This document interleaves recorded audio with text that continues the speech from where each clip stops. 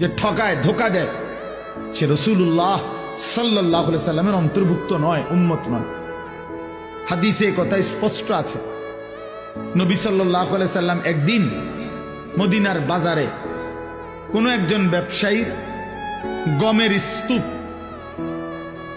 গম স্তূপ দিয়া রাখছে বেস্তুবিল্লাহ। আল্লাহ নবী সাল্লাল্লাহু আলাইহি সাল্লাম সামনে গিয়ে দেখলেন উপরে সবগুলো গম শুকনা। নবীজি সাল্লাল্লাহু আলাইহি সাল্লাম ভিতরে হাত ঢুকাই দিলেন। হাদিস এটা। হাত ঢুকাইয়া ভিতর থেকে গম বাহির করে আনলেন যেগুলো ভিজা। তো আল্লাহ নবী সাল্লাল্লাহু আলাইহি সাল্লাম বললেন, এই যে তুমি উপরে সবগুলো শুকনা গম দিয়া ভিজাটাও চালায় দিবা, এটা তো তুমি ধোকা দিলা। গ্রাহককে কি দিলা?